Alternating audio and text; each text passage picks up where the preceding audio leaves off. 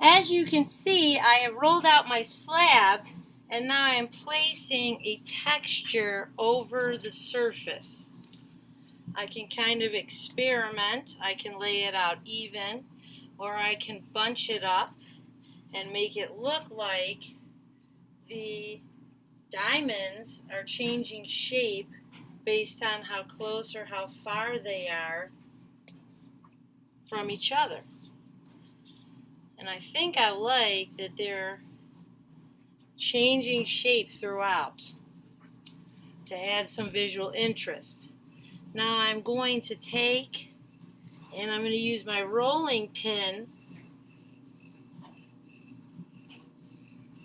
to push the texture into the surface of the slab.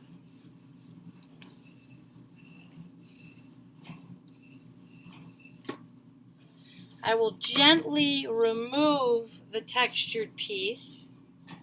Later, if there are any areas that have perhaps small crumbs, I can pick those out.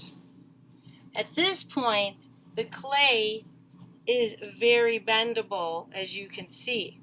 We do not really want to pick this piece up at this time.